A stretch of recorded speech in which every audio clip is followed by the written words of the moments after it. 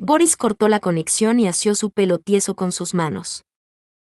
2 Barinskis estaban muertos. Y uno, su propio hijo. Tenía muchos hijos, uno más o menos no le importaba. Pero Gabri había sido el mejor perseguidor de los Barinskis, ávido y deseoso, bueno todavía con la electrónica, no sabía usar la herramienta más importante del lobo, la nariz. No había sido demasiado brillante, pero sí había sido un guerrero poderoso.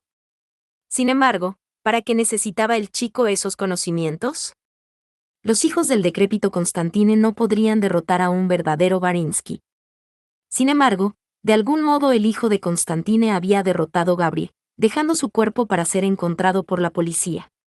Boris no conocía la ubicación de Constantine, por lo que podría matarlo a él y a toda su familia, y así revertir la decadencia de la familia Barinsky. Cierto, él había dado las nuevas noticias de Hasa sobre el corazón roto de su hermano, sabía que la noticia lo había asustado, pero también supo que Hasa no le había creído. Por buena razón. Rurik todavía seguía vivo. Pero no por mucho tiempo. No por mucho tiempo. Boris quiso rugir, salir de la gran sala y patear el culo Barinsky, pero ¿sería bueno? La mayoría de los muchachos estarían allí sentados, con las bocas abiertas, no entendiendo su furia. Los que entendieran realmente se reirían disimuladamente y se mofarían. Su hijo Vadim lo miraría fríamente e intentaría juzgar si ahora sería el momento para abatir a Boris. El poder estaba resbalándose de entre los dedos de Boris. ¿Y por qué? Debido a Constantine y a su puta gitana. Constantine porque traicionó a su familia. Traicionando todo lo que los Barinskis eran por asesinato, el terror y el beneficio. Para obtener información sobre cómo una familia puede permanecer unida de hermano a hermano muerto en defensa de una simple mujer debido a Constantine y a su puta gitana. Constantine porque traicionó a su familia.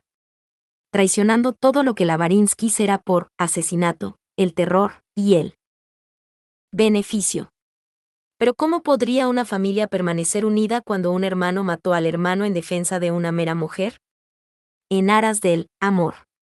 Boris escupió en el suelo, entonces gritó a una de las mujeres para que viniera y limpiara. Mientras ella trabajó con ritmo, no prestó atención a sus estremecimientos y gemidos. Al principio, cuando Constantine había matado a su padre, Boris y sus hermanos solo pensaban en venganza. Boris había ordenado las fuerzas de los Barinskis para rastrear a Constantine y su esposa Boris escupió en el suelo una vez más para matarlos a ambos.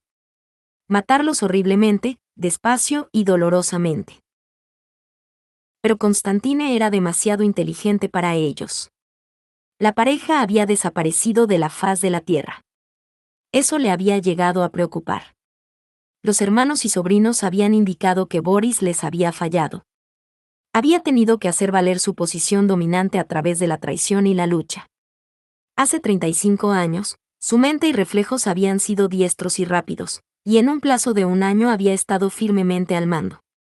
Para ese entonces el sendero de Constantine estaba frío, como la mente de Boris. Que se vaya el traidor. No le importaba.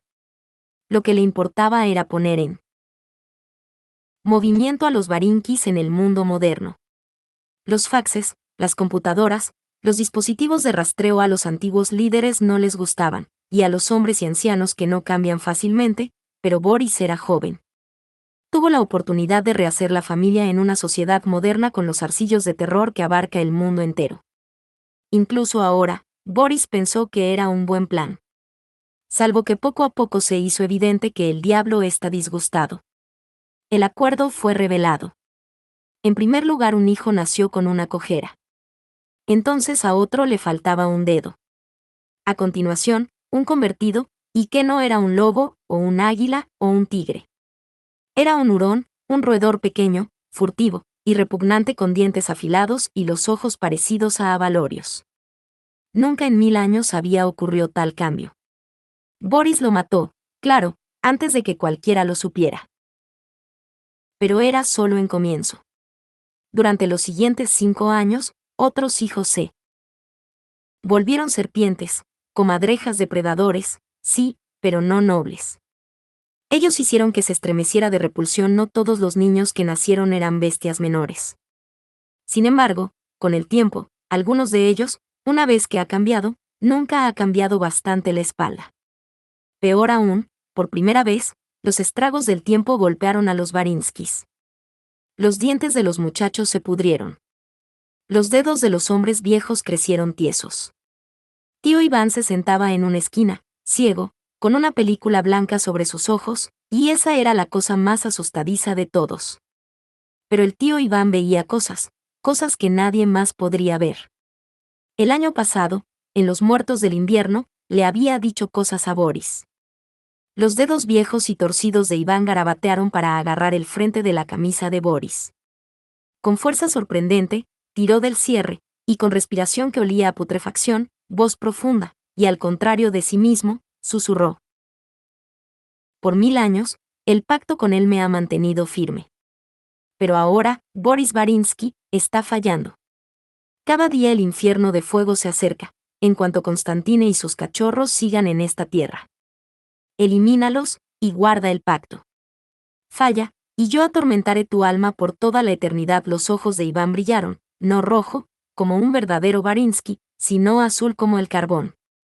Boris se estremeció y tiró alejándose y supo que el propio diablo le había dado un ultimátum. El colmo ocurrió cuando Boris tomó parte en un lío de los jóvenes de casa. Ellos rastrearon su presa, una pareja con un hijo joven. Ellos habían sido pagados para eliminarlos, y durante la lucha, Boris recibió un disparo en la perna. Aulló con dolor, entonces rió y después vino a casa para sanar. La herida había sanado, pero no tan rápidamente como las heridas que tenía en el pasado, y lo dejó con una punzada en su cadera. Una punzada. Una punzada. Los Barinskis no sufrían punzadas. Sanaban. Enseguida. Era parte del pacto o el pacto como había sido. Después de un mes, Boris fue en un solitario viaje de casa por un doctor. Encontró uno en Minsk.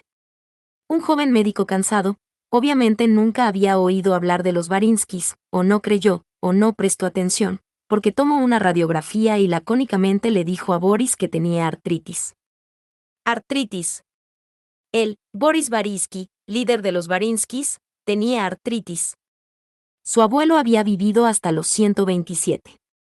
Se dice que el mismo gran Constantine vivió hasta los 150. ¿Y Boris? Boris tenía solo 53 años.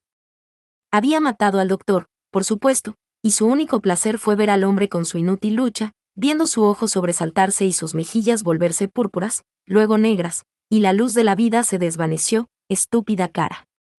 Entonces Boris había ido a su casa, en secreto había tomado su medicina, y no le había dicho a nadie.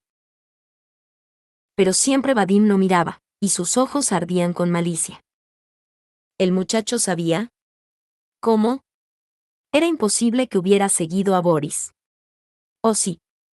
Alzando la cabeza, Boris miró fijamente fuera, en el patio donde la maleza crecía sobre la cerca y la chatarra de los vehículos rotos tirados en el terreno, y en su cerebro corrió a lo largo de la huella familiar. Los problemas de los Barinskis habían empezado cuando su tío Constantine había crecido suave, y dejado que la perra gitana lo poseyera. Por lo tanto, cuando Boris destruyera a Constantine y su familia, entonces el diablo se complacería una vez más.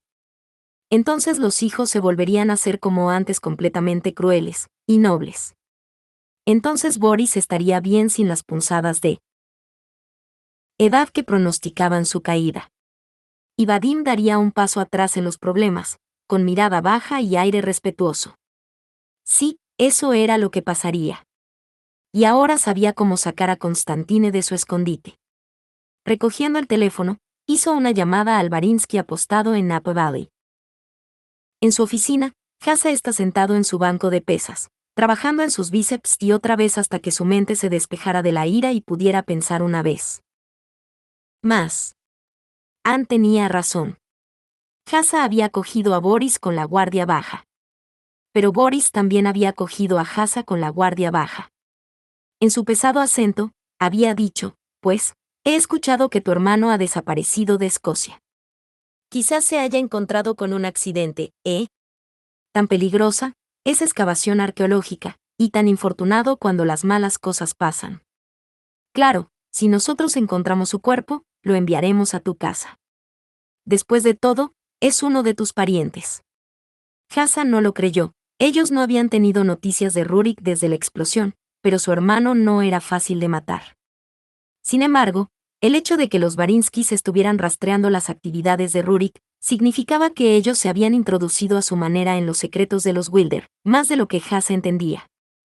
Necesitaba aumentar la seguridad en su casa y sus viñedos. Anne pegó su cabeza en la puerta. ¿Cómo te fue? Más importante, necesitaba mantener segura a Anne a toda costa. Tengo que hacer otra llamada, pero te diré después sobre ello. Vio cuando ella asintió y se echó atrás para darle privacidad. ¿Decirle de ello más tarde? Infiernos, tendría suerte si ella le volvía a hablar. Dijo.